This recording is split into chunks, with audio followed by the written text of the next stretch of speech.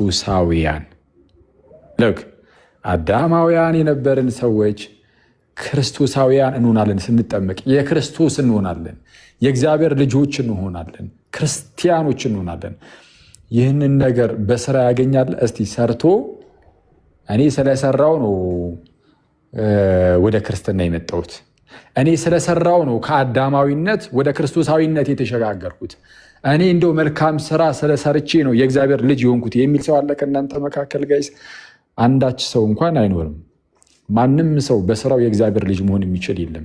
ኢኒሻሊ ገና ከጅምሩ ሰርቶ የጽድቅ ስራን ሰርቶ የእግዚአብሔር ልጅ የሆነ የጽድቅ ስራን ሰርቶ ከአዳማዊነት ወደ ክርስቶሳዊነት የመጣ ወይም የክርስቶስ የሆነ የለም። እንደዚህ ብለን እኛ አናስተምርም። ያለ ስራ እንዲሁ ስለዛ እንመካለን። አሁን እንደው በስራዬ ነው እኔ ብሎ ቦስት የሚያደርግ የሚመካለ። ለዛ ነው ባይዚ ጳውሎስ ምን የሚለው ማንም ቦስት እንዳያደርግ ማንም እንዳይመካ ከስራ አይደለም የሚለው አሁን እዚህ ጋር ነው።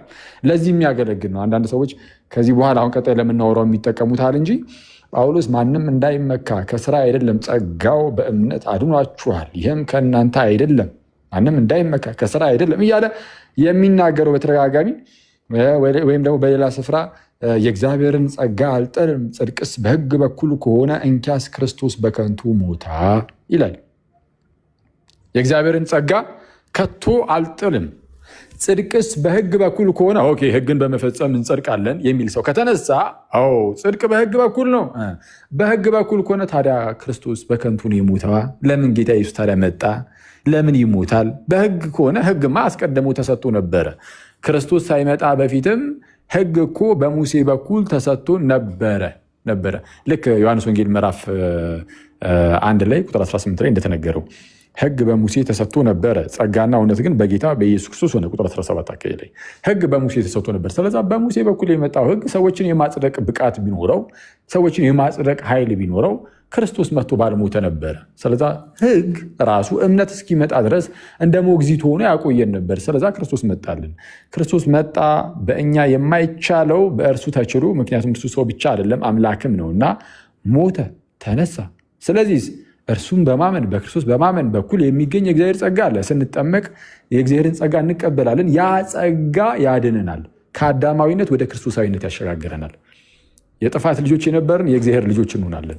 ስለዛ አስቀድሞ የእግዚአብሔር ልጆች ስንሆን ያለ ስራ ነው። በቃ እንዲሁ በጸጋው ስንጠመቅ ይህን ነገር እናገኛለን፣ የእግዚአብሔር ልጆች እንሆናለን። ስለዛ ድነናል ብለን ስንናገር ይህንን ነው። ከአዳማዊነት ወደ ክርስቶሳዊነት መተናል። አሁን የተመረጥን ህዝቦች ነን፣ የክርስቶስ የሆንን ሰዎች ነን። ስለዛ ድነናል። ከዛ ከድንግዝግዝ ጨለማ ወደዚህ ወደሚደንቀው ብርሃኑ ተጠርተናል። ይኸው መተናል፣ ወደ ብርሃን ወጥተናል።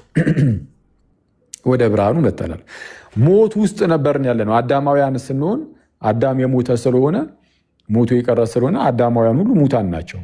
ስለዚህ ከአዳማዊነት ወደ ክርስቶሳዊነት ስንመጣ የአዳም ከመሆን የክርስቶስ ወደ መሆን ስንመጣ ከሞት ወደ ህይወትም እየመጣን ነው። ያለ ስራ ከሞት ወደ ህይወት መተናል።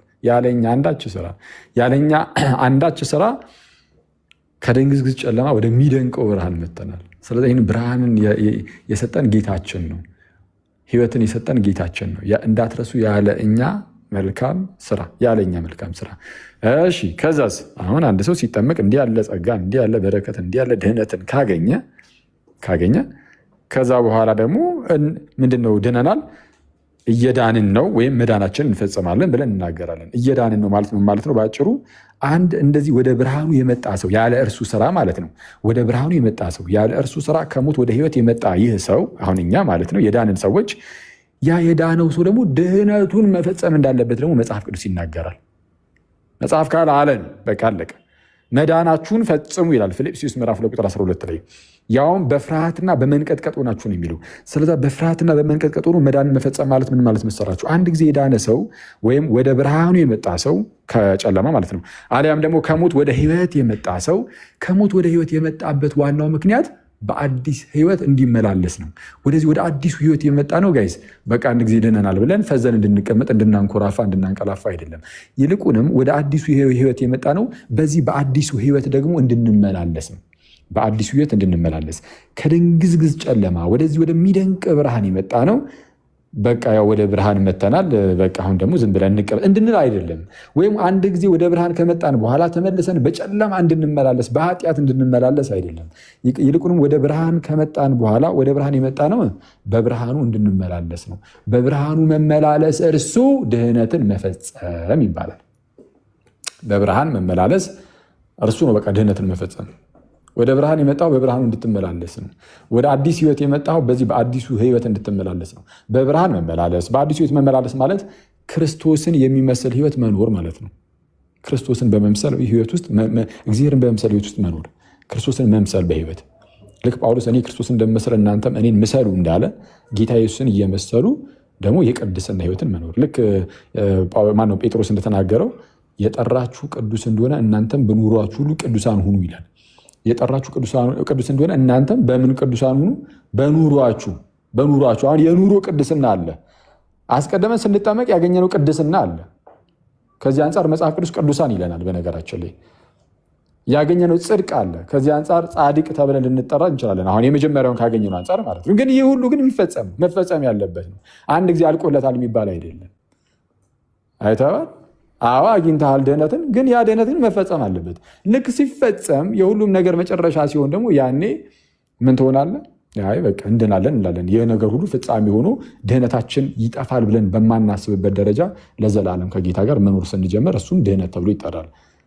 ስለዛ ምንድነው ድነናል፣ እየዳንን ነው ስንል አሁን ድህነትን መፈጸም ነው። እንድናለን ስንል ደግሞ ክርስቶስ መጥቶ ለዘላለም ከእርሱ ጋር ስንገባ ይሄ የሚበሰብሰው ስጋ የማይበሰብስ ሆኖ ተነስተን ከክርስቶስ ጋር መኖር የምንጀምርበትን እርሱም እንድናለን ብለን እንናገራለን። እሱም ልክ ምንድነው በዕብራውያን መልእክቱ ምዕራፍ 9 ላይ ቅዱስ ጳውሎስ ቁጥር 28 ላይ ያድናቸው ዘንድ ለሚጠባበቁት ሁለተኛ ጊዜ ያለ ኃጢአት ይገለጥላቸዋል እንዳለው ያድናቸው ዘንድ ለሚጠባበቁት ነው የሚለው። ያድናቸው ዘንድ የሚጠባበቁት እነማን ናቸው?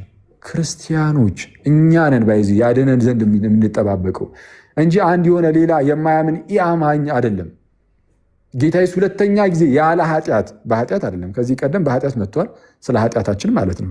በታላቅ ትሕትና እየተመታ ምን እያለ መጥቷል። አሁን ግን ያለ ኃጢአት ጌታ ኢየሱስ ሁለተኛ ጊዜ ያለ ኃጢአት ይታየልናል ወይም ይገለጥልናል። ይመጣል፣ ኢየሱስ በክብር ይመጣል። ስለሚመጣ ዳግም ያድናቸው ዘንድ ምንድነው ያድናቸው ዘንድ ለሚጠባበቁት አይደል ያለው? ሁለተኛ ጊዜ ይመጣል የተባለው። ስለዚህ ያድናቸው ዘንድ የሚጠባበቁ አሉ። እነሱም እኛ ነን። የምንጠባበቀውም ጌታ ኢየሱስ አሜን፣ ጌታ ኢየሱስ ቶሎ ና እያልን ነው የምንጠባበቀው። እሺ ጋይስ፣ መንፈሱና ሙሽራይቱ ና ይላሉ ተብሎ እንደተናገረ በዮሐንስ ራዕይ ምዕራፍ 2 ላይ ጳውሎስን በኮሪንቶስ መልእክቱ ላይ ጌታ ኢየሱስ ና ብሎ እንደተናገረ ጌታን እርሱም ኢየሱስ ክርስቶስን የማይወደው ቢኖር የተረገመ ይሁን ይልና ጌታ ኢየሱስ ና ይላል ጳውሎስ። ጌታን እርሱም ኢየሱስ ክርስቶስን የማይወደው ቢኖር እርሱ የተረገመ ነው። ስለዛ ጌታ ኢየሱስን የማይወድ ክርስቲያን ሊኖር አይችልም ማለት ነው። ስለዛ ክርስቶስን መውደድ አለብን። ክርስቶስን ስንወደው ክርስቶስን እናፍቀዋለን። የምትወደውን ነገር ትናፍቀዋለህ። አየህ፣ የምትወደውን ነገር ትናፍቀዋለህ። የምር አሁን ክርስቶስ እንደው በመጣ ብለን የምንናፍቅነን አይዳውት ብዙዎቻችን ጋር ያጠራጥራል። ከክርስቶስ ይልቅ ዓለምን በጣም እየወደድን የምንሄድ ከሆነ ክርስቶስ አሁን እንኳን ባይመጣ ትንሽ የተወሰነች ጊዜ እዚህ ዓለም ላይ አንዳንድ ነገሮችን ብናደርግ የምንል ከሆነ አስቸጋሪ ይሆናል። ስለዛ ከክርስቶስ ይልቅ ዓለምን እየወደድን ነው ማለት ነው። ክርስቶስን የምንወደው ከሆነ ግን ክርስቶስን እንዲመጣ እናፍቃለን። ስለዛ ጳውሎስ ምን አለ? ጌታን እርሱም ኢየሱስ ክርስቶስን የማይወድ ቢኖር የተረገመ ይሁን ይልና ጌታ ኢየሱስ ና ይላል። ጌታ ኢየሱስ ና።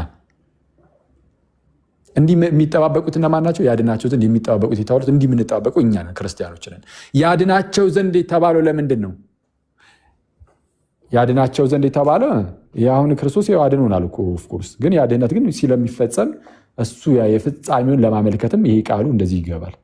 ፍጻሜውን ለማመልከት በቃ ለዘላለም ከእርሱ ጋር ልንኖር በሰማይ በአባቱ ዘንድ መኖሪያን አዘጋጅቶልናል ጌታ ኢየሱስ። ወደዛ ይወስደናል፣ ይመጣል። ጋይስ ክርስቶስ ኢየሱስ ይመጣል፣ ይወስደናል። ከእርሱ ጋር ደግሞ ለዘላለም እንኖራለን። ይሄ ቃል ገብቶልናል። ዝም ብሎ እንደዚሁ እንደማይተወን ማለት ነው። በአባቴ ዘንድ መኖሪያን አዘጋጅላችኋለሁ ብሎናል። ስለዛ በቃ ይሄ ምንድነው ጌታ ኢየሱስ ቃሉን ሲጠብቅ አይተኗል። በጣም በተደጋጋሚ ሞቼ እነሳለሁ ብሎ የተናገረው ጌታ ቃሉን ጠብቆ የምር ሞቶ ከተነሳ ይሄ በጣም ከባድ ነገር ስለሆነ በጣም በተደጋጋሚ ይህን ነገር የምነግራችሁ ሞቼ እነሳለሁ ብሎ ይህንን ቃል መጠበቅ ለማንም አይቻልም። ዶክተር ሆናለሁ ፓይለት ሆናለሁ ብለህ ዶክተር እንደምትሆነው ፓይለት እንደምትሆነው አይደለም። ይሄ እሱን ብዙ ሰው ያደርገዋል።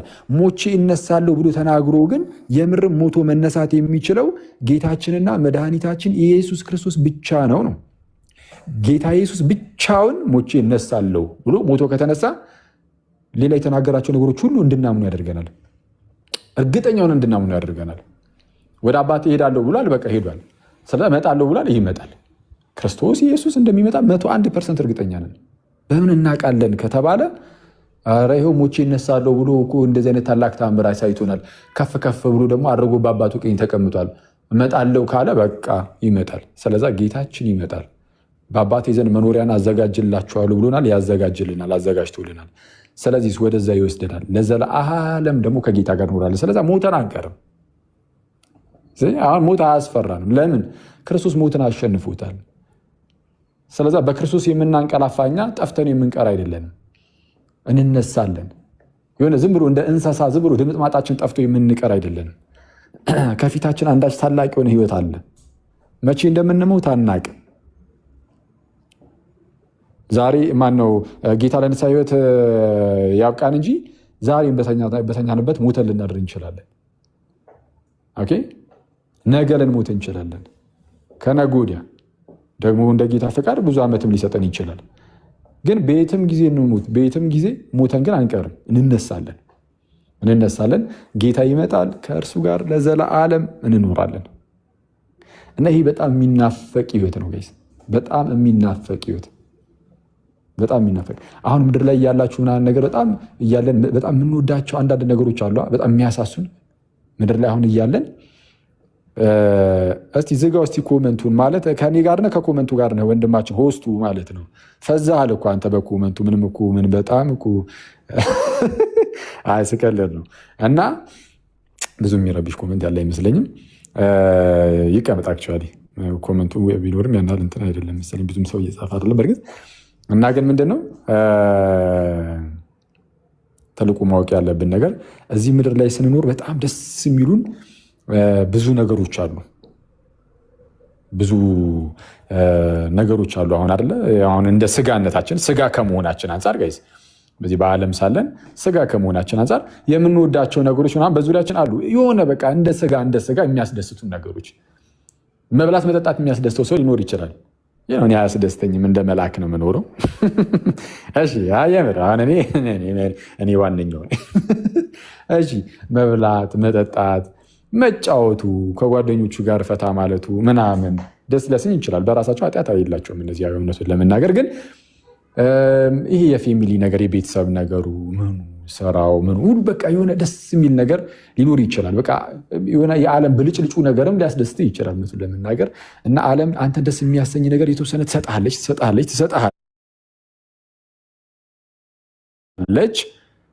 እና ሊያስደስት ይችላል አሁን ላይ። ግን ደግሞ ገስዋት አሁን ላይ ደስ የሚያሰኝ ነገር ማለት ነው።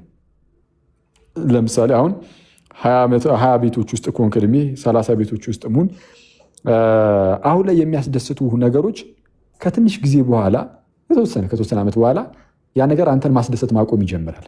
በቃ እየሰለቻቸው ትሄዳሉ። እነዚህ ነገሮች አሁን ለእኔ አይሆኑም ማለት ትጀምራለህ። ልክ እንዴት መሰለህ ህፃን እያለህ የሚያስደስቱ አንዳንድ ነገሮች አሁን ላይ እንደማያስደስቱ ማለት ነው። ወዳጄ ህፃን እያለ ፊሽካ መንፋት የሚያስደስት ነገር ሊሆን ይችላል። አሁን ላይ በፍጹም ሊያስደስት አይችልም ያ ነገር።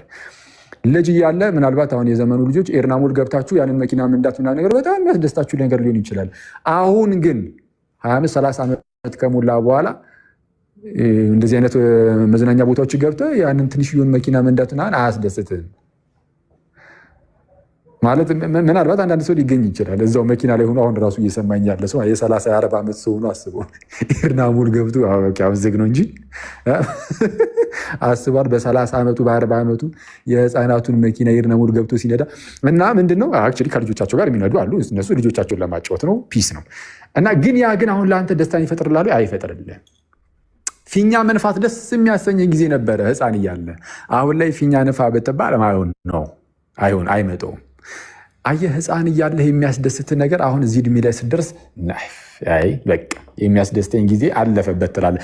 ልክ እንደዛ ሁሉ አሁን የሚያስደስት ነገር ከትንሽ እድሜያት በኋላ ደግሞ ከትንሽ ጊዜያት በኋላ ደግሞ ነው የምትልበት ጊዜ ይመጣል። እንደውም የምትጸየፈው ጊዜ ሊመጣ ይችላል።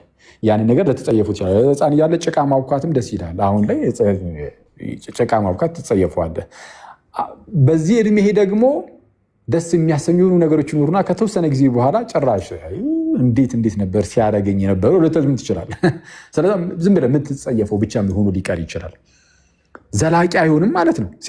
ደስታው ከዓለም የምናገኛቸው ደስታዎች ዘላቂ አይደሉም። ህፃን እያለህ የምታገኘው ደስታ እድሜ ልክን ሁሌም ሲያስደስትህ እንኳን አይኖርም። ስለዚህ የሆነ ጊዜ ድረስ ያስደስታል፣ ያልፋል። የሆነ ጊዜ ድረስ ያስደስታል፣ ያልፋል። ሰው ይመጣ ዘንድ ያለ ደግሞ ታላቅ ደስታ አለ ከፊታችን።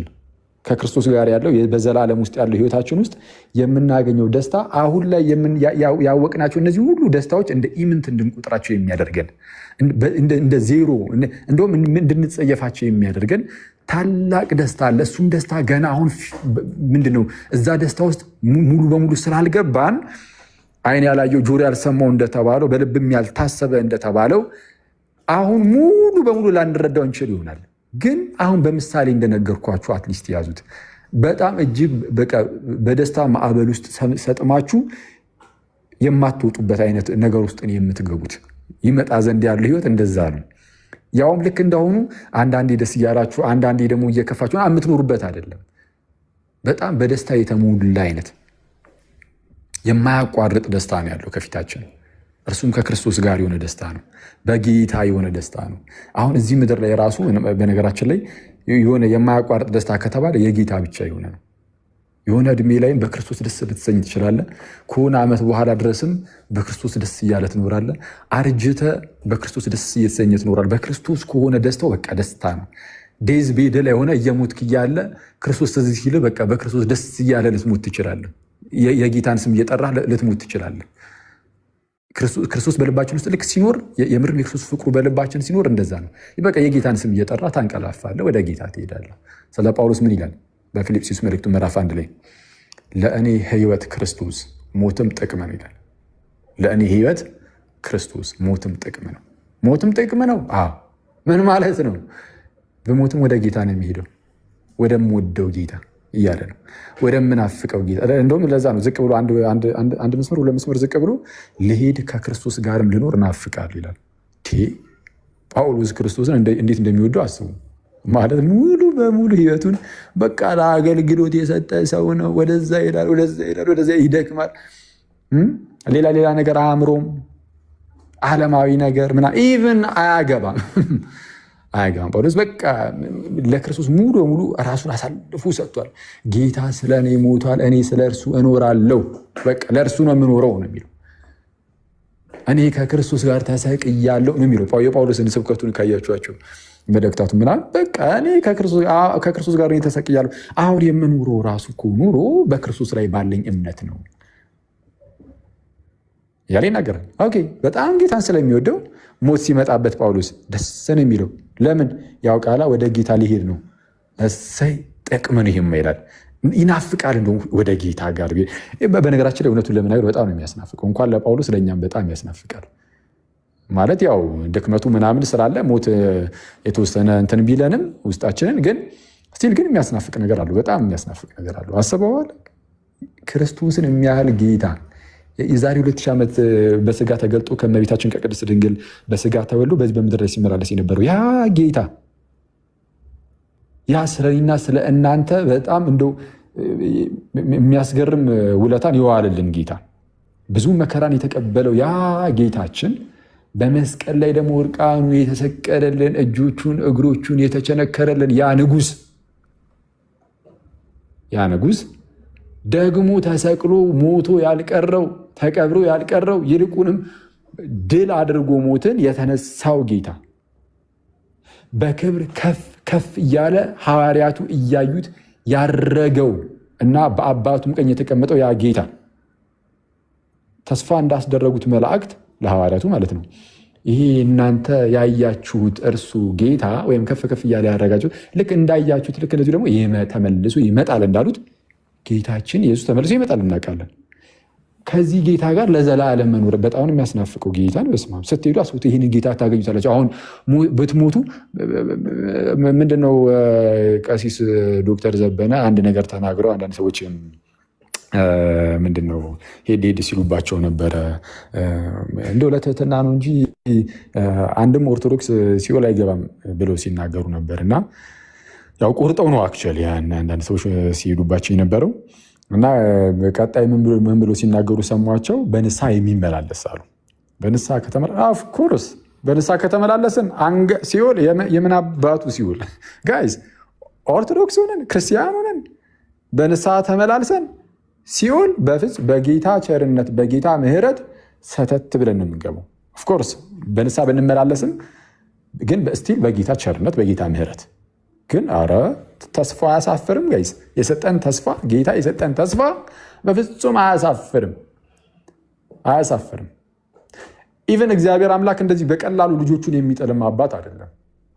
እንደዚህ በቀላሉ ለዳሚኔሽን የሚሰጥ እንደዚህ ለፍርድ ምናምን አሳልፎ የሚሰጥ አይደለም አምላካችን እግዚአብሔር እንዲህ በቀላሉ ማለት ነው። ኦፍኮርስ ያው እንግዲህ ክርስቲያን ከሆንን በኋላ ጸጋውን ከተቀበልን በኋላ በጸጋው ካልተጠቀምንና እንደ አሕዛብ የምንኖር ከሆነ በጨለማ ውስጥ የምንኖር ከሆነ ኦፍኮርስ ያው እንጣላለን። ይሄ የራሳችን ምርጫ ነው፣ ግን በቀላሉ ግን አይደለም ነው። ኦኬ ጌታ የእርሱ ለሆኑት ኦፍኮርስ በደንብ የሚራራ ጌታ ነው፣ ለሁሉም የሚራራ ጌታ ነው። በእርግጥም ለማንኛውም ስትሄዱ ይህንን ጌታ ነው የምታገኙት። የምናገኘው አሁን ስንሞት ወደዛ የምንገባ ከሆነ ወደ ክርስቶስ የምንሄድ ከሆነ በቃ ክርስቶስን ነው የምናገኘው። እንዴ አስቡት። እመቤታችን ደግሞ አለች ቅድስት ድንግል። እንዴ እሷን ቀጥታ ታገኛለህ። ሌሎች የቅዱሳን ነፍሳት አሉ፣ ወደ እነሱ ማህበር ሄደ የምትቀላቀሉ። ኧረ በስመ አብ! ይሄ በጣም ነው የሚያስናፍቀው። በእውነት በጣም ያስናፍቃል። እና ለዛ ነው ጳውሎስ ምን አለ ያልኳችሁ? ለእኔ ሕይወት ክርስቶስ ሞትም ጥቅም ነው። ለእኔ ሕይወት ክርስቶስ ሞትም ጥቅም ነው። ስለዛ ክርስቶስን በቃ ሰው በልቡ ክርስቶስን ከያዘ ሁሌም ከክርስቶስ የሆነ ደስታን እያጣጣመ ይኖራል። እና ሁላችንም ጋይስ ጌታችንና መድኃኒታችን ኢየሱስ ክርስቶስ በልባችን ይኑርልን፣ በልባችን ይንገስ። በልባችን ይንገስ ማለት ምን ማለት መሰለህ? በልባችን ይንገስ ማለት ኢየሱስ እንበል ማለት አይደለም። በልባችን ይንገስ ማለት የምርም ገዢያችን ይሁን፣ የህይወታችን ገዢ እርሱ ይሁን፣ እኛ ባሪያዎቹ እንሁን። ልክ ጴጥሮስም ጳውሎስም መልእክቶቻቸውን ሲጀምሩ ብዙ ቦታ የኢየሱስ ክርስቶስ ባሪያ ብለው ራሳቸውን ያስቀምጣሉ። ልክ እንደዛ የምርም ባሪያዎቹን እርሱ ጌታ ኢየሱስ በልባችን ላይ ንጉሳችን ከሆነ ገዢያችን ከሆነ ለኃጢአት መገዛት እናቆማለን። አይተሃል? ለኃጢአት የምንገዛ ከሆነ ለኃጢአት መገዛት ማለት በነገራችን ላይ ኃጢአትን እያደረጉ መኖር ማለት ነው። ኃጢአትን እያደረግን እየሰራን የምንኖር ከሆነ ለኃጢአት ተገዢ ሆነናል ማለት ነው። ሳናስበው ምን እያለን ነው? ንጉሳችን ገዢያችን ኢየሱስ ሳይሆን ኃጢአት ነው እያለን ነው። ይሄ እንዴት እንደሚያሳፍር እኮ ጌታን በስመ አብ! ሳናቀው ገዢያችን ንጉሳችን ኃጢአት ነው። እንደዛ ነው ባይዞ እያለን ያለ ነው ሳናስበው። በጣም በተደጋጋሚ በዛው ኃጢአት ብቻ የምንቀጥል ከሆነ አንድ ጊዜ ተሳስተን ለምንወድቀው ምናምን አይደለም።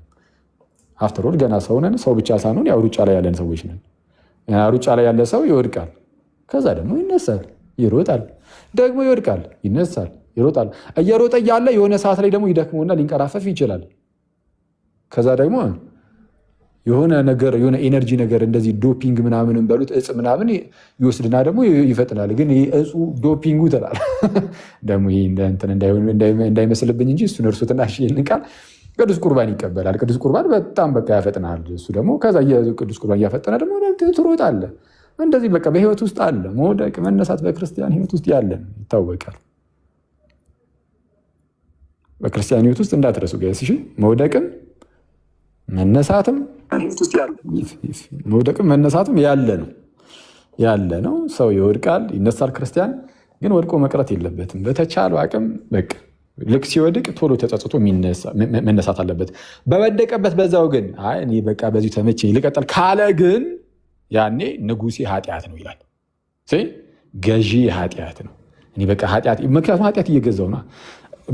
ሰው ሙሉ በሙሉ እጁን ለኃጢአት ሰጥቶ ቁጭ ካለ እና ካመነበት በቃ ገዢ ኃጢአት ነው እያለ ነው። ስለዛ ልቡ ላይ ኃጢአት ይገዛዋል፣ ምላሱ ላይ ኢየሱስ ይገዛዋል ማለት ነው። ምላስህ ኢየሱስ ሊል ይችላል፣ ተግባርህ ግን ኃጢአት ይላል። ስለዛ በተግባር ገዢ የሚሆነው ኃጢአት ይሆናል። ግን ስለ ክርስቲያኖች ሲናገር ጳውሎስ ምን ይላል? ለኃጢአት ሞታችኋል ይላል። ለኃጢአት ምን ብላችኋል? ሞታችኋል። ለኃጢአት ሞታችኋል። ሮሜ ምዕራፍ 6 ላይ ለኃጢአት የሞታችሁ ይላል፣ በእርሱ ደግሞ እንዴት ጸንታችሁ ትኖራላችሁ ይላል።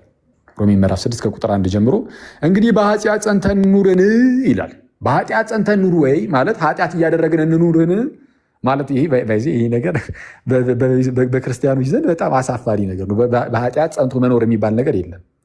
በኃጢአት ጸንቶ በፊት ብቻ አይደለም አሁንም አሳፋሪ ነው። በነገራችን ላይ እኛ ሀገር ያው ውጭ ሀገርም እንደዚህ ነገር ሊኖር ይችላል። አትሊስት ግን ከኦሪየንታል ኦርቶዶክስ አንጻር እኔ እንደው ከኦሪየንታል ኦርቶዶክስ አንጻር ብዬ ክፍል አድርጌ ስለራሳችን ብቻ ዝም ብዬ እስካየሁት ግን ማለት ነው በኃጢአት ጸንቶ መኖር ምናምን በክርስቲያኖች ዘንድ ብዙም አይታይም።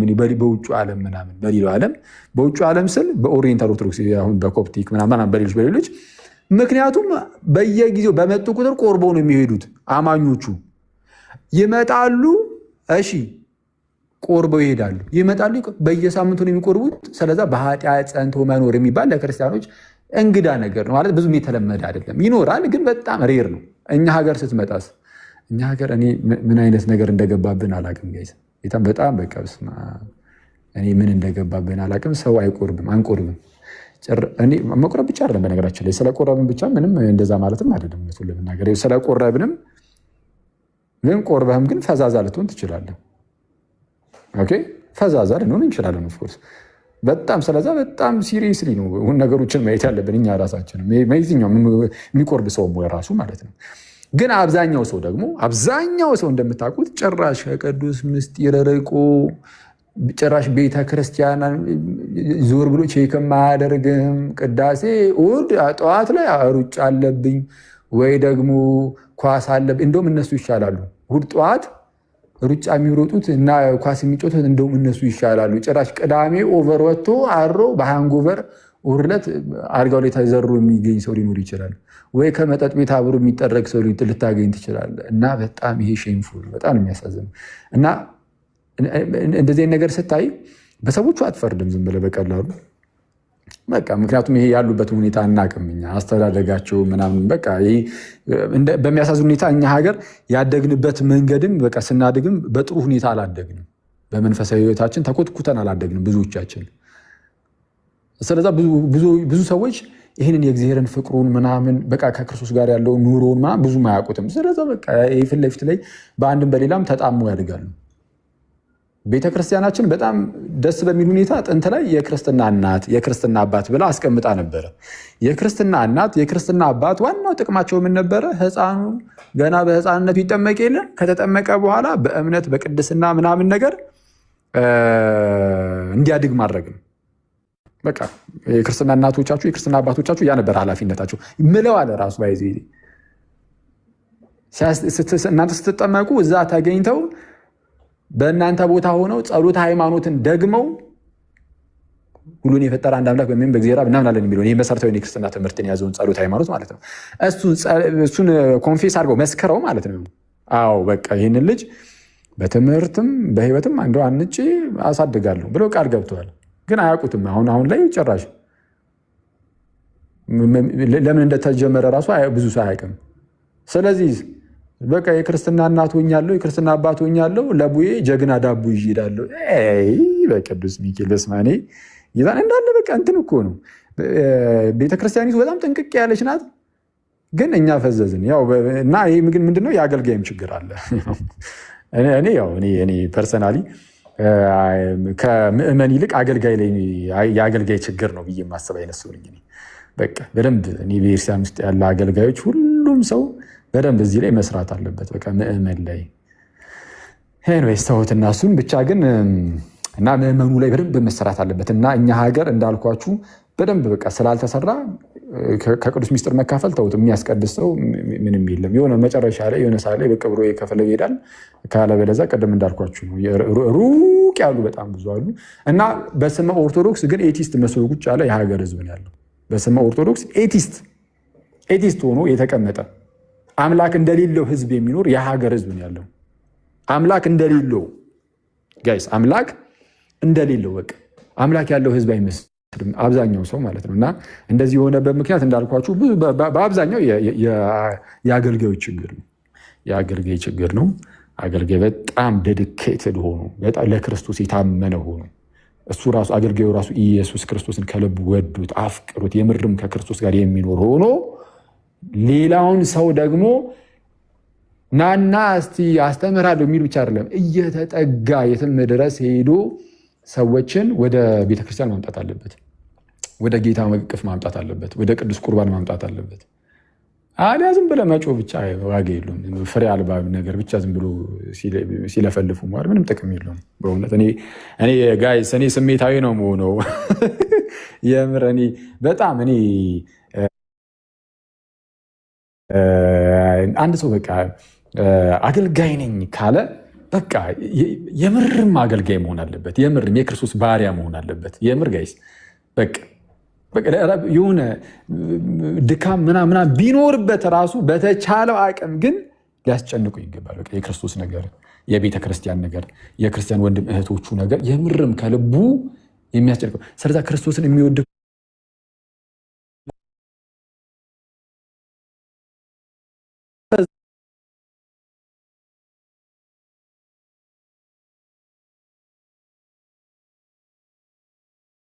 በዚህ ምክንያት ርቋል ከእግዚአብሔር መንግስት በጣም በጣም ርቆ እናገኛለን እንጂ እኔ በውጭ እንደዛ እንዳልኳችሁ ነው። እኔ አይመስለኝም፣ እንደዛ አይመስለኝም። እና በፍቅር በጣም በፍቅር እዚህ ገና አሁን አስቀድሳ የማታውቅ አንዲት እህት ብትኖር ማለት ነው እና ኧረ እኔ ወደ እግዚአብሔር መመለስ አለብኝ ብላ ወደ ቅዳሴ ለምሳሌ አንዲት እህት ብትሄድ አጋጣሚ እንግዲህ በዓለሙ እያለች ለምሳሌ ጥፍሯን ምናምን ቀለም ልትቀባ ትችላለች አይደል? ጥፍሯን ቀለም መቀባት በራሱ ኃጢአት አይደለም። እና ተቀባች እንበል ቤት ውስጥ ስትቀመጥ ወይ ምናምን ነገር ያው በእንደዚህ ነገሮች ውስጥ እየታለልን ምናምን ባንኖር ጥሩ ነው እውነቱን ለመናገር። ግን ይሄ በመንፈሳዊ እየታደገ ሲኬድ ነው የሚደረስበት። ስለዛ አሁን ያው እንደ ጀማሪ ክርስቲያን ምናምን በጣም ኖርምዬ ነው እና ጥፍርም አስበቀልሽም ወይም አስቀባሽም ምንም አልሽም። ግን እንደዛ ሆነና ለምሳሌ እቺ እህት ሄደች እንበል ልታስቀድስ እና ቤተ መቅደስ ገባች። አሁን የሆኑ ትልልቅ ሽማግሊቶች ማለት ነው፣ ሽማግሊት ነው የሚባሉ ለሴት አሮጊት አይባልም። ባይዘዊ አሮጊት ከተባለ ለሴቶች፣ ለወንዶች አሮጌ ሆኖ መባል ያለበት ብሎ ነበር አንድ የግዕዝ መምህር በፊት ትምህርት ቤት እያለው። ለወንድ ሽማግሌ ካልክ ለሴት ሽማግሊት ነው፣ ሽማግሊት እንጂ ለሴቶች ሲሆን አሮጊት ካልክ ለወንዱ አሮጌው ማለት አለበት። አሮጊት ዊርድ ነው አይመጣውም። እና ሽማግሌቶች አንዳንድ ጊዜ አሁን አይመጣውም በቃ ሲናገሩ በስመ አብ ያችን ወጣት ጥፍር ቀለም ተቀብታ ቢያገኟት ትሪት የሚያደርጉበት መንገድ ማለት ጥሩ ነው። መምከራቸው እኮ ቤተክርስቲያን ስትገቢ እንደዚህ ባታደርጊ ምናምን ብለው አሁን በጣም ቀስ ብለው በፍቅር ማለት ነው እንኳን መጣሽ ደስ ብሎኛል፣ ከዚህ በፊት አይቼሽ አላቅም፣ እዚህ ቤተክርስቲያን የመጀመሪያሽ ቀን ምናምን ብለው አሁን እንደዚህ በፍቅር ቢቀበሏት ያችን ሴት አስቡት። በፍቅር ሊጠባ ያደረጓትም ጋይስ በጌታ አስቡት። ቆይ አንዲት ወጣት ጭራሽ ቤተክርስቲያን ሄዳ ማታቆና አሁን ትፈራለች ምናምን፣ እስቲ እንደው በቃ ሊድ ብላ ስትገባ ጥፍር ቀለም እጇ ላይ ተቀብታለች። እና ሌሎች ሰዎች እዛ አግኝተዋት ያው የመጀመሪያ ጊዜዋ እንደሆነ ስለሚያውቁ ያው አይቷት ስለማያውቁ ከዚህ በፊት አይቼሽ አላቅም፣ እዚህ ሰፈር ገብተሽ ነው የመጀመሪያሽ ምናምን እያሉ በፍቅር እንኳን ደህና መጣሽ ምናምን ብለው ቢቀበሏት በጣም በቃ በፍቅር ማለት ነው። ከዛ በኋላ ደግሞ እጇን አይተው ጥፍርሽ በጣም ነው የሚያምረው ምናምን ብለው ማለት ነው አደናንቀው። ግን ደግሞ የእርሻን ሲመጣ ብዙ ጊዜ እኮ ሰው ብዙ ሰው አይቀባ ምናምን ነገር ቀለል አድርገው ከፈለሆን አትቀቢ ራሱ አይደለም ያው ብዙ ሰው አይቀባም ምናምን ያው እዚህ ወደ ክርስቶስ ፊት ልንቀርብ ስለሆነ እንደዚሁ እንዳለን ሆነን ነው የምንመጣው እኛ ምናምን ነገር ያው ብዙ ሰው እንደዛ ነው የሚያደርገው ምናምን ነገር። በቃ ያቺ ልጅ ቀጣይ ስትመጣ በተአምር ጥፍር ቀለም ተቀብታ አትመጣም። ያውም ስትመጣ ናፍቋት ነው የምትመጣው ራሱ ጋይስ። ግን ቤተ መቅደስ ውስጥ እንደዛ ሆና ብትገባ እኮ ነው እንዲህ አንድ ቅዳሴው ነው የሚቋረጥ በአንዳንድ ሰዎች በጌታ እንዴ በስመ አብ ኧረ በጌታስ እና ደስ አይልም በእውነት በጣም በቃ የሆነ ሰዎችን ትሪት የምናደርግበት መንገድ ቤተክርስቲያን ውስጥ ሲያስጠላ በጌታ ስም አይመጡም። እኔ እንደዚህ በጣም ዝገት ነው፣ በጣም ዝገት ነው። እና ያው በሴቶቹ በኩል ብቻ አረ ኢቨን በወንድሞች በኩል ራሱ እንደዛ ነው። አንዳንድ ሰው እኔ አሁን ትዝ ይለኛል ሰው እኛ በዛ በፊት ሰፈር እያለው ፋሚሊ ጋር በጌታ ስም እኔ አንዳንድ ጊዜ እያየሁት ልነቅል ነው የሚደርሰው ክርስቶስን በጣም በቃ ከስንት ጊዜ በኋላ ማልኩኝ ትላለህ። ማነው ከስንት ደቂቃ በኋላ እሺ። እና በጣም በቃ አሁን እሱ በጣም ነው እስካሁን ድረስ ትዝ ይለኛል ማለት ደስ ይላል። ያው እንግዲህ ተቀንቶ ነው ለቤተ ክርስቲያን በእርግጥ መቋሚያውን በቀረለ እኮ እሱን እኮ ነው የምልህ እንዴ ድንገት ደከም ብሎ ለመቀመጥ ከሞከርክ እኮ በመቋሚያ ወገብን ጎሰም ሲያደርግ ተነስተህ ቁም ሳይሆን ተነስተህ ውጣ እኮ ነው የሚያሰኝ። በእውነት አስቸጋሪ። እኔ እንደዛ አጋጥሞኝ አያውቅም።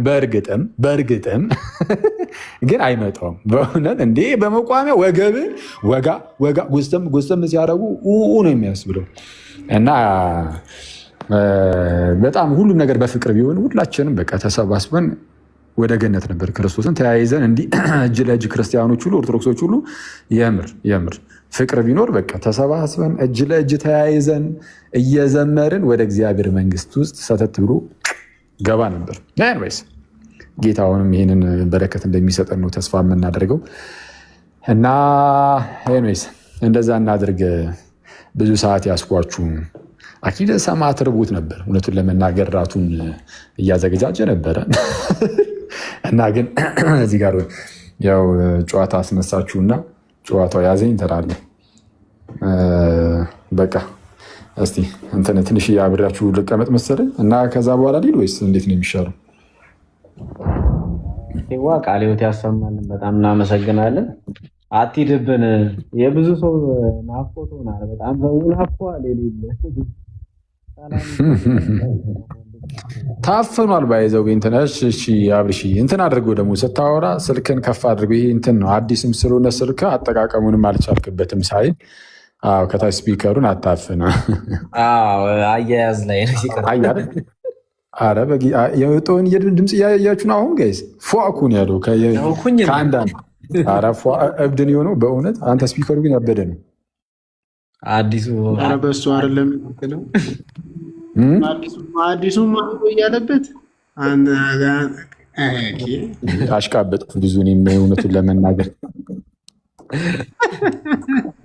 ትንሽ ይበለኝ። አይ ትንሽ አሽቃብጫለሁ። ለማንኛውም ቃለ ሕይወት ያሰማልን። በርሲሳ ብሬ ሰላም ይበሉን። ከዛ መኩ ይቀጥላል። ከዛ ባሮኬ ይቀጥላል። ያው ጋዲ እንቅልፏ መጥቶ ሄዳለች። እንግዲህ ሰላም አብርሽ፣ እንዴት አለ? ደህና ነህ? በቃ እኔ ምራት ልብላ። ቻው እንዳትወጣ። ምን ነው ምን ቃለ ሕይወት ያሰማልኝ እንኳን ለመዝጎ ቃለ ሕይወት ያሰማልኝ። ኤኒዌይስ እናመሰግናለን። ዲያቆን መኩ፣ ባሮክ አፍተር ሎንግ ታይም እንዴት አላችሁ? ደህና ናችሁ ወይ? አብርሽ አንድ ሁለት ሰባት እኮ ራሱ ያስፈልገዋል። ባይዘ አምላክ እናወራበታለን። ያስፈልገዋል። ቆይ ዝም በላ አንድ ገዳም ይዤ ሄድና አረ ባለፈው ሰባትማ ሱባኤ ቁጭ ብለዋል። እዚህ መጥቶ ሱባኤ ይዞ ግን ገዳም እንትን ጸበል ያስፈልገዋል። ባሮኬ እንዴት አለልን? ብርዬ ሰላም ነው ወይ? እንዴት አለልን? ሰላም ብያለሁኝ። ኔትወርክ ይዞኝ ነው በመሀል እንትን ብዬ ነበረው።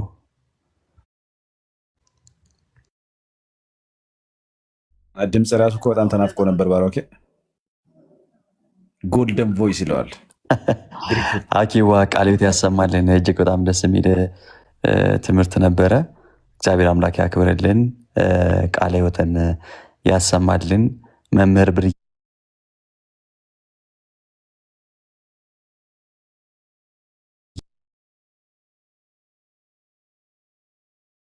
ከሁላችንም ጋር ይሁን። እንደምን አላችሁልኝ ብያለሁ። ሁላችሁንም ሰላም ብያለሁ። ሰላም ብዝት ይበልልን ባሮኬ፣ በጣም እናመሰግናለን። ደህና ነን። ዲያቆን መኩ ምናልባት ስራ ላይ ናቸው መሰለኝ አሉ። እሺ አዎ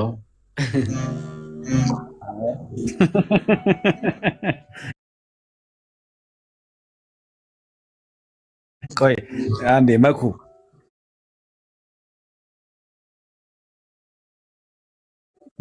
ስሜታዊ አቱን ቀሲስ የት አሉ? ቅድም አይቻቸው ወንድማችን ላስገባቸው ስፈልግ አጣዋቸው።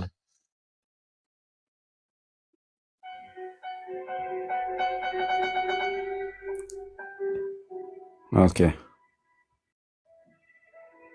ታይትል ነበራችሁ ግን አብሼ?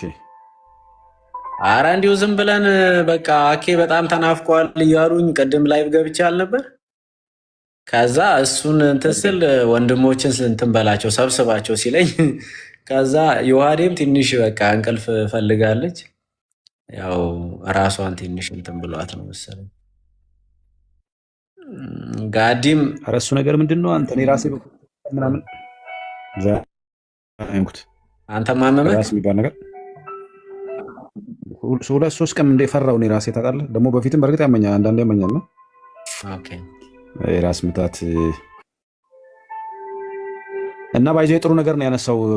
አኬ ብዙ ሀሳቦችን አንስቷል። ግን ይሄ ቤተክርስቲያን በነገራችን ላይ ማንንም ያለ እንዴት ነው በፍቅር ብቻ በሆነ ኮንዲሽን ትቀበላለች እና ሰው ወደ እግዚአብሔር ቤት ለመምጣት ከእግዚአብሔር ማዕድ ለመቋደስ ወይም ለመካፈል ብዙ ፕሪኮንዲሽኖችን መዘርዘር የለበትም። ማለት እንዴት ነው በግሪኩ ባይዞ ኃጢአትን በብዙ ነው የሚተረጎመው እና አንዱ መንሸራተት ነው የሚባለው ማለት ነው።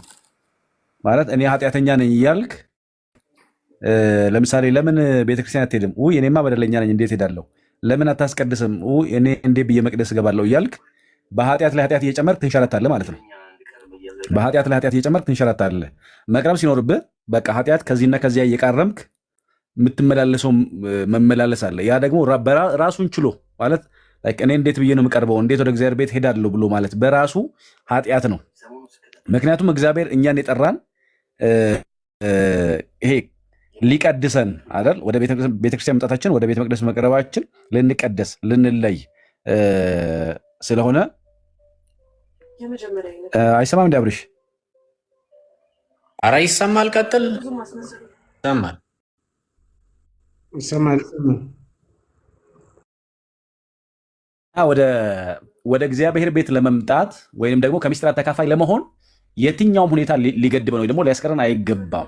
ማለት እንተዋቸዋለን እኮ በሂደት እንተዋቸዋለን፣ ግን ሊያስተወን የሚችለው ሊያስጥለን የሚችለው የያዝነው ነገር ያ ጸጋው ነው በራሱ አይደል? ጸጋ ወይ ደግሞ ኃይል በሚያስፈልገን ጊዜ ወደ ጸጋው ዙፋን በእምነት በመቅረብ ያንን የሚያግዘንን ወይ ደግሞ የሚያስችለን ጸጋ እንቀበላለን። ማንም እግዚአብሔር ካላገዘው ወይንም የእግዚአብሔር ጸጋ ካላስቻለው በስተቀር ሮጦ ሊያመልጥ የሚችል የለም። በስጋ ፈቃድ በመሐላም ሰው ምን ሊል አይችልም። ከሚያደክመው ከሚያዝለው የኃጢአት ከተማ ወይም መንደር ሊወጣ አይችልም። የሚወጣው ከዚያ ከተባለ በሚስጥራት በኩል ወይም ሊያግዝ በሚችለው ጸጋው በኩል እናሳ ምን ይሻላል? እኔ ባይዞ በጣም የሚገርመኝ ታሪክ ዳዊት እግዚአብሔር የሚወደው የተለየ እግዚአብሔር ሰው ነው። ግን ዳዊት እግዚአብሔር አብዝቶ የሚወደው እርሱም እግዚአብሔርን አብዝቶ የሚወድ ነው። ኃጢአት ሲያደርግ ዳዊት የመጨረሻ አማራጩ ኃጢአት ሰርቶ ብሎ ምን ይሻላል ሲባል ዳዊት እግዚአብሔር ይሻለኛል ነው የሚለው። ለእኔስ ወደ እግዚአብሔር መቅረብ ይሻለኛል ነው የሚለው። ምክንያቱም እግዚአብሔር ቢሰብር ይጠግናል አይደል? እዚያው ይፈውሳል፣ እዚያው ያስተካክልሃል። ሰው ነው ሰብሮ የሚጥለው። ስለዚህ እንዴትም አይነት ሁኔታ ውስጥ እንሆን ማን ይሻለናል? እግዚአብሔር ይሻለናል። ወዴት መሄድ ይሻለናል? ወደ እግዚአብሔር ቤት መሄድ፣ ወደ እግዚአብሔር መቅደስ መሸሽ ይሻለናል ማለት ነውና አንዳንዴ ይሄ እንደ ምን ነው የሚባለው አጉል ትትና ወይም ይሄ አጉል ትትና ነው የሚባለው መጥፎ የሆነ ትትና የትትና ልምምድ አለ። ምን የሚል እኔማ አይገባኝም እንዴት ብዬ አሁን ጥሩ እኮ ነው፣ በሽፋኑ ጥሩ ነው ትትና ራስን ዝቅ ዝቅ ማድረግ። ግን ዝቅ ዝቅ ማድረጉ ከምን ለመሸሽ ነው? ከሚስጥራት ለመካፈል ወይም ከእግዚአብሔር ለመራቅና ሌላ መንገድ ለማበጀት ማለት ነው። ሌላ መንገድ ኢን ሴንስ ከእግዚአብሔር የሚያርቀን መንገድ ውስጥ ለመግባት እኔማ ለዚህ አልበቃም፣ ኧረ እኔ እንዴት ሆኜ ምና ይላል ሰው አልበቃም። እንዲያበቃን ነው ሚስጥራት ያስፈልጉን፣ እንዲያበቃን ነው ቤተክርስቲያን ያስፈለገችን፣ እንድንበቃ ወይም ደግሞ እንድንሻል ነው ያ የቤተክርስቲያን አገልግሎት የሚያስፈልገንና እጅግ መልካም ነው። በየትኛው ሁኔታ ውስጥ ብንሆን ከቤተክርስቲያን አባቶች ጋር በናገር ወደ ቤተክርስቲያን በየትኛው ሁኔታ ውስጥ መቅረብ እግዚአብሔር አይደል እኛን የሚቀድሰን እግዚአብሔር እንጂ በእኛ የሚረክስ ቤተ መቅደስም የለም፣ በእኛም ደግሞ የሚረክስ መስቀልም የለም፣ በእኛም የሚረክስም አገልግሎት የለም። እኛ ግን በአገልግሎቱ እንቀደሳለን፣ በምስጢራት እንቀደሳለን። እግዚአብሔር ቤት ስንመጣ እረፍት ተሰምቶን ወደ እግዚአብሔር መቅደስ መግባት ይሆንልናል እና በምንችለው ቋንቋችን ሁሌም ወደ እግዚአብሔር ቤት መምጣት ያለ ፕሪኮንዲሽን ወደ እግዚአብሔር ቤት መገስገስ በምስጢራት መካፈል እንድንበረታ ይሄ የምንፈልገውን ማንነት ወይ ደግሞ ይሄ ብናየው ብለን የምንናፍቀውን ማንነት እንድንይዝ ያንን ቅርጽ እንዲኖረን ያ መመላለስ ያመጣዋል ማለት ነው። አንድ ቀን ያንን ቅርጽ እንድንይዝ እንሆናለንና ዛን ባንርቅ ለማለት ነው። እኔም አመሰግናለሁ። እሺ መምህር ብሬ እናመሰግናለን። ቃለ ሕይወት ያሰማልን፣ እግዚአብሔር ያክብርልን። እሺ ጋዲ እንኳን ደህና መጣ ወንድማችን። እስቲ ማይክን ክፈት።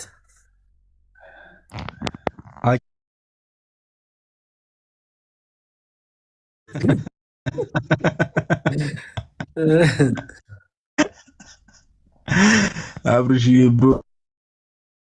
አለህልኝ ሰላም ብያለሁ። መምህር ብሬ እንዴት ነህ አብርሽ? ሁሉ ሰላም አለን ይመስገን አምላክ። አብርሽን ያው ፎሎ ያላደረጋችሁ ሰዎች መቼስ ፎሎ አድርጉት ምናምን ነገር ያው ፋሚሊያር ፌስ ነው። አብርሽን መቼስ የማያውቀው ሰው አለ ብዬ አላስብም። መምህር ብሬ ሰላም ብያለሁ። መኩ፣ ቤላ፣ ባሩኬ ሁላችሁንም ሰላም ብያለሁ። ላይ መታችም ያላችሁ ክርስቲያን ወንድሞች እናቶች አትሊስት ለሰላምታም ነው እና አብርሽን ትንሽ ሰላም ልበሉ ብዬ ነው የገባሁት እንጂ ያልተባለ ነገር የለም አይደል? ያልተባለ ነገር የለም። አኪ በጣም ብዙ ሀሳቦችን አንስቷል። መምህር ብሬ አቤት ብሬ ቀጥል። ሶሪ አይ እኔ ምንም ሀሳብ እውነት ለማውራት ያልተነሳ ነገር የለም። ሀሳብ ፓፓ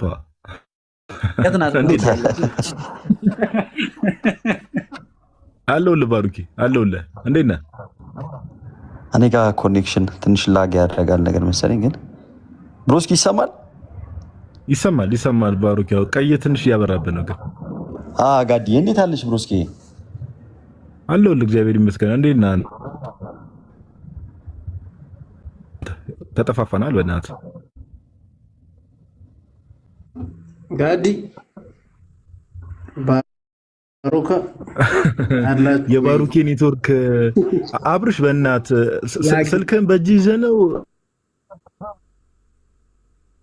ላይቭ የገባው? ፓፓ ምን ላድርግ ብለህ ነው ትላለህ? ቀደም ገጽ ይገባል። ይሄ ልጅ እኮ አኬ ያው ሁሉ ሰዓት ያወራል። አንተ ኧረ መኩ አዳማ ያን ሁሉ ጊዜ ስትመላለስ ምን አለ ለአብርሽ እንደው ካሉ እንዴ ስልክ ማስቀመጫዎች ውስጥ ከአምስት ውስጥ አንዱን ይዘለት። ኧረ አያሳስብም። እኔ እኮ ቅድም ገዛለሁ ብዬ የሆነ ተቻኩዬ ዝም ብዬ በቃ ወደ ቤት ሄድኩኝ እንጂ ኧረ እባካችሁ አይ እንትን እንገዛለን። ያው ስለማልገባ እኮ ነው የማልገዛው። አሁን ግን ልገባ ነው መሰለኝ ከእንግዲህ በኋላ። አይ አንዳንዴማ ቤትን ክፈት ያስፈልጋል። እንትን እጅ በጣም ነው የሚያደክመው። የት ነው የምትገቡት? በጣም ያደክማል እጅ። አይ ኖርማል ነው እስካሁን። እንግዲህ እስኪ አምላክ ያውቃል። ለወደፊቱ ትላለህ እናስብበታለን።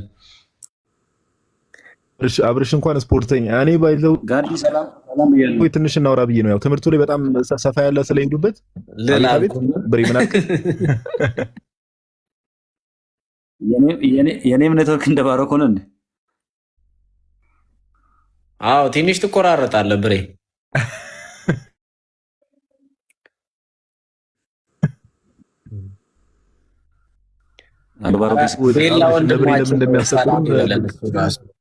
ቤላ ወንድማችን እንዴት አለ?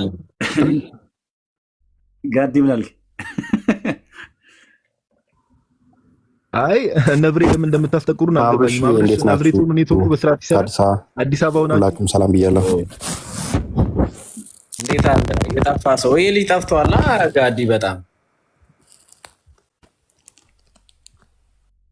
አዎ ከረጅም ጊዜ በኋላ በጣም በሰላም አለን። አብርሽዬ ትንሽ ኮንዲሽኑ ነው ለዛ ነው። አይ አትጥፋብን። ለማንኛውም አንጠፋም። ስላዩአችሁ ደስ ብሎኛል ሁላችሁም። እኛም ስላየን በጣም ደስ ብሎናል። የምር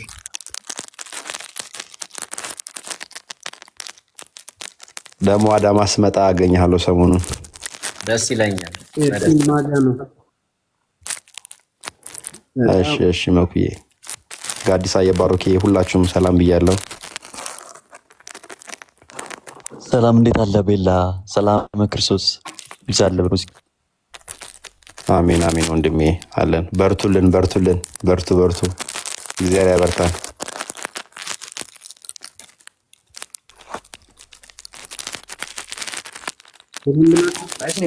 ቀጥል ወንድሜ። ባሮክና ጋዲ እኔ እኮ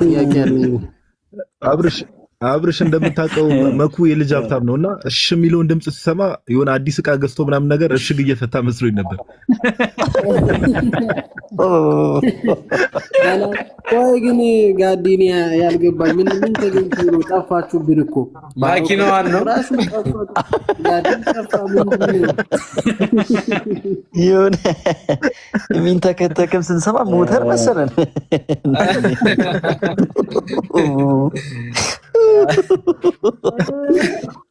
በማሳት መኩዚ መኪናዋን ገዝታ ነው ብለህ ግባ። ምን አለ ብትገባ መተህ። ምንድነው ረሳችሁት እንዴ? አብሩሼ አሁን አዳማ ሲባል ትዝ አለኝ።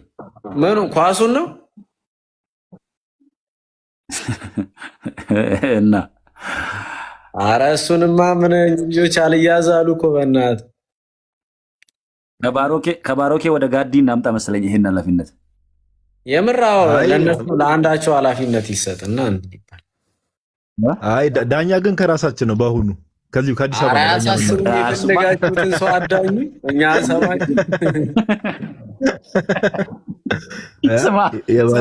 እነሱ እስኪያሸንፉ ድረስ ደቂቃ የሚጨምር ዳኛማ አንፈልግም። እነሱ እስኪያሸንፉ እንዴ።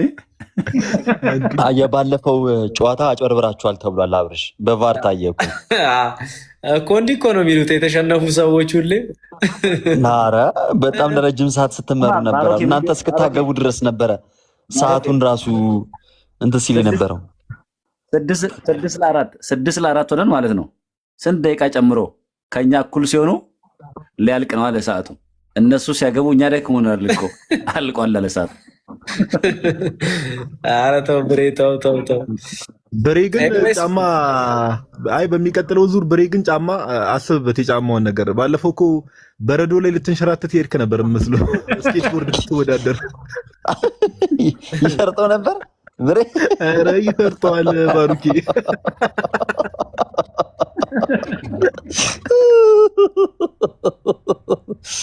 አንዳንድ ንስሐ የሚያስገቡ አወዳደቆች አሉ።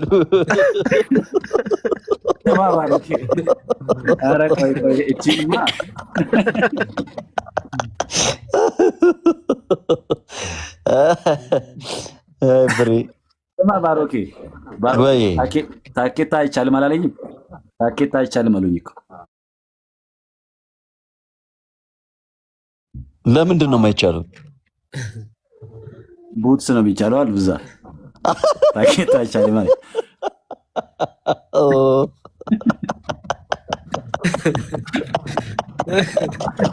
ነቆራ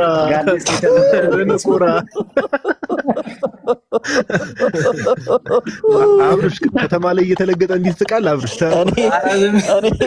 እኔ ሳኩት በብሬ ንግግር ነው።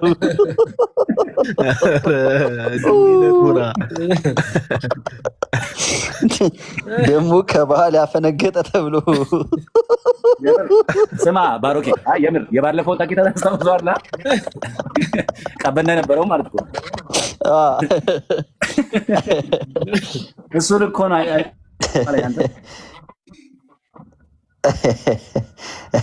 ጋዲ ብሬኮ እንትን አድርጎ ነው ባሩኬ። ታኬታ አይደለም ያደረገው። ትዝ ይላል ላይክ የኢትዮጵያ ብሔራዊ ቡድን የመጀመሪያ ጊዜ አፍሪካ ዋንጫ ምናምን ሲሳተፍ ጫማ ያደርጉና ጣውላ መተውበት ሚስማር መተው ነበር። እንደዚህ አይነት ጫማ ነው። አንተ የብሬ ከሩጫው ጋር ጫማው እንዴት እንደሚያስፈራ ጋድ የምር እንኳን ተመሳሳይ ክለብ ሆነን አስባለ ተቃራኒ እንዴ የከበር ነው። አላምሶለታቸው ራሱ ሳብሮ ሊለቀን እንዴ! ኧረ አይሆንም እንዴ አይመጣውም እንጂ ጭራሽ እንዴ! ብሬ ምርጥ አጥቂያችን ነው። ወይዚ ኧረ ጎበዝ ነው በጣም ነው ያድንቄዋለሁ የምር። እና የሚያሸንፈን ጠፍቷል እስካሁን ድረስ ሐዋርያዊ መልሶችን ተሸነፋችሁ። 6 ወር አሰልጥኖ እኮ ይጠብቀን ብሪሽ አንተ። አይ ሙሉ ስኳዱን አላገኛችሁማ። ሙሉ ስብስቡን አግኝታችሁ አይደለም። በሉ ተሰባሰቡና ነው አሁን በፈለጋችሁት ቀን። ኧረ በስመ አብ እዚህኛው ሐዋርያዊ ቤተሰብ ላይ ነኝ ወይስ አብርሽ ዲኮር ላይ ነው ምገባው ትላለህ? አንተ ደስ ያለ ላይ ገባ። ግን ሐዋርያዊ መልሶች ግን አይሸነፍም። በቃ እሺ፣ ለማንኛውም ብታሸንፉም የኔው ነው፣ ግን እናሸንፋለን። ዞሮ ዞሮ ያው አብርሽ በእንትን መኩ ስለ ኳስ ሲነሳ ወጣ። ያው በቃ መኩ ስለ በገና እናወራለን እና መኩ ተመለስ። ተባ አኬ ደውሎለት ነው እባክህ። አይ እንትናንም በቃ ኳስ ሲነሳ እኮ መኩ ይደብረዋል። አብርሽንም እንዳናደክመው በእጁ ስለሆነ ያዘው ብለን በቃ ጋዲ እዮባ ደህና ነው አይደለ? እዚህ ጋር በጣም ሰው እየጠየቀን ነው። ባሮኬ ኦፍ ኮርስ አዎ ደህና ነው እንዴ? በቃ ይኸው ተነግሯል ብዬ እኮ ነው። አዎ ያው ያልሰሙ ልጆች ዝም ብሎ ይጠይቃሉና ያው እንግዲህ ያ አይ ደህና ነው። አረ በጣም ደህና ነው፣ እግዚአብሔር ይመስገን። አሜን። አዎ አሜን። እና እንደዛ ነው ላለው አብርሽዬ። በቃ ያው እንግዲህ እኔም እንትን ልበል በቃ ጠዋት የምሄድበት ቦታም ስላለ 4:30 ምናምን ስለሆነ ያው ሽማግሌ በጊዜ መተኛት ያለበት ነው። ኤርፎን አድርጎ አቤት ሽማግሌ ስትል ግን የሆነ ነገር አስታውሰኛል። ሽማግሌ ብሬ ያገባበትን 30ኛ ዓመት አከበርክ እንዴ? ካባው ፕሮፋይል ላይ ያለው ካባ ምንድን ነው? ጋዲ አንዴ እኔ ላውራ። ብሬ አግብተሃል እንዴ? አንተ ደግሞ አግብተሃል? ዛሬ እኔ አኒቨርሰሪ እያልኩ አግብተሃል ትለዋለህ እንዴ? አይ ኧረ ጋዲ እዝጎ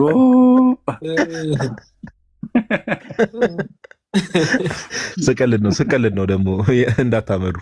ቀጥል እሺ ብሬ ቀጥል። አይ ሲበርባዳ ነው ያልኩት። ማነሽ ናቢልብል ሽማግሌ ሲባል ሲበርባዳ ምናምን አልከው። ምንሽ ነው ያጥቁ ነገር አለ እንዴ? አብሬት እንደዋወል በውስጥ እናውራ ትላለህ። አይ በውስጥ እናወራለን። አይ ቶሎ ብለህ እንዴ ሽማግሌ ሲባል ብለህ ወደ ጋዲ ዞር ነው ወይስ ጋዲ አስቦ? አረ የምር ሽማግሌ አድርጎ ሊልከኝ እንዳይሆን ፍራቻ ይሱ ፓፓ። እኔ ለእንደዚህ ነገር አልበቃውም ገና ነው።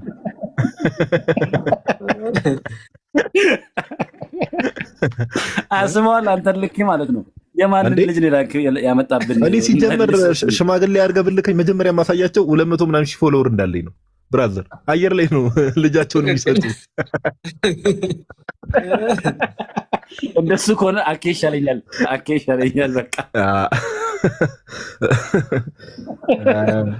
ለማንኛውም በቃ በሉ ይቅርታ እናንተ እንትን በሉ በቃ። አብርሽ ባሩኬ ጠፍታል። አንተም ሰው እየደውል ብሬ መኩ ሁላችሁም አብርሽ ቤትን አንዳንዴም እንደዚህ ክፈት ምናምን አስለምደው። ጥሩ ነው መክፈት ምናምን ነገር። ኧረ እንከፍታለን እናንተ ብቻ አትጥፉብን አባቴ። አብሽር ፓፓ አንጠፋም እኛም በቃ። እና ቴንኪዩ እናመሰግናለን አብርሽ። ባለቤት ልጆችን ሁሉንም ሰላም በልኝ እሺ አብርሽ። እሺ ሰላም ደሩ። ላይ ምታችም ያላችሁ ክርስቲያን ወንድሞች እናቶች ሰላም ደሩ። ባይ ጋዴ ብሮስኪ ደህና ደረደን። ባሩኪ ደውል አትጥፋንት ሰው እደውልልሻለሁ። እሺ ብሮስኪ እሺ ሰላም ደሩ። ባይ እሺ አብርሽ ባሮኬ ነው አሪፍ እኮ አይደል? አብርሽ እንዴት ባሮኬ ነው አሪፍ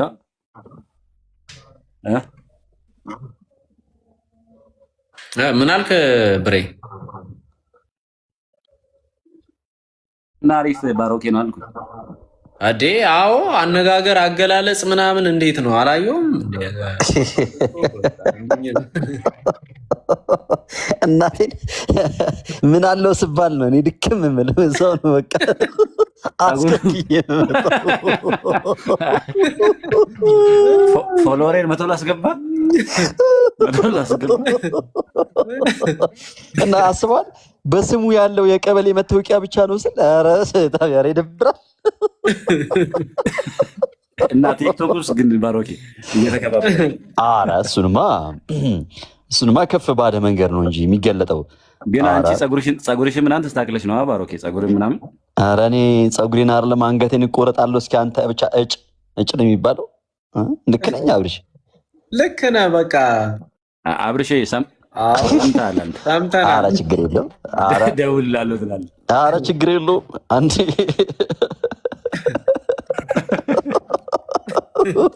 አብርሽ በቃ እንዳይደክም ብራዘር። ኧረ እኔ አይደክመኝም። ረፍት አድርግ።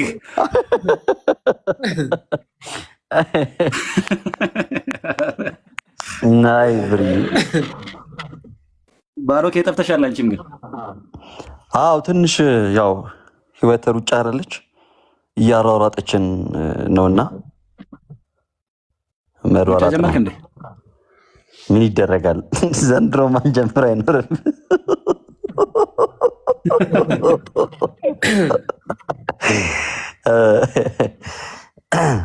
በዛ ግድ ነው። ኑሮን በሩጫ ነው ማምለጥ።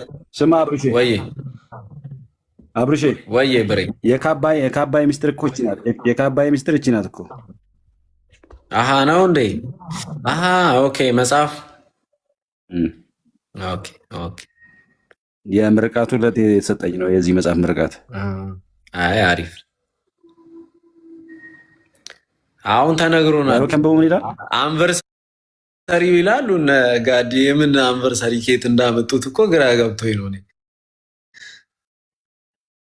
እንደ ጋዲ የእሱን ሳልበላ አብርሽ ደህና ደሩልኝ። አመሰግናለሁ ወንድሞች። እሺ ብሬ እንገናኛለን። በቃ እኔም ልውጣ አሁን ተኛ። ሰዎችዬ ምን ትላላችሁ? በቃ እንውጣ አይደለም ቤላይ? አዎ ወይ አብርሽ፣ አንተም እጅህን ይደክመሃል። እስቲ አንዷን ካልሆነ እኔ እገዛልሃለሁ። ችግር የለውም። ኧረ አያሳስብም ትላለህ። አይ የእጅ እየሰራሽ ነው። የማታ አሪፍ ነው። የማታ እየሰራው ነው በዚሁ ትላለህ። አዎ አሪፍ ነው። ባሮኬ ወይ አብርሽ አረፍ በል። እናመሰግናለን እንግዲህ ስላሰባሰብክን አብርሽዬ። ቤላይም እዚህ ውስጥ ያላችሁ እህቶች ወንድሞች ሁላችሁም እንደየሰዓታችሁ አቆጣጠር ለነጋላችሁ ሰላም ዋሉ፣ ይዋላችሁ ላላችሁ ሰላም አምሹ፣ እንዲሁም ደግሞ ለመሸላችሁ ሰላም እደሩልኝ። ሰላም ያገናኘን። እጅግ በማያልቀው በክርስቶስ ፍቅር ወዳችኋለሁ። አብርሼ፣ ቤላ፣ እህቶች ወንድሞች ሰላም ሁኑ። ቴንክ ዩ ባሮኪ። የሰላም እደሩ ወንድማችን። አሜን። ግን አለን ባሮኪ ላይ ምንም አንጨምርም። ሁላችሁም ደህና ደሩ። እግዚአብሔር ያክብርልን። ለነበረን ቆይታ ሁሉ እንገናኛለን። እስቲ እንግዲህ አንዳንዴ ደግሞ የከፈቱ እንዲህ እንጋብዛቸውና ወንድሞችን ሰብሰብ እናደርጋለን። እየጠፉ አስቸግረዋል፣ እንዳይጠፉ ለማድረግ ነው እንግዲህ። እሺ አብርሽ፣ ያመሰግናለሁ። ቴንክ ዩ። ሰላም እደሩልኝ ሁላችሁም። አሜን። እሺ አባቴ። እሺ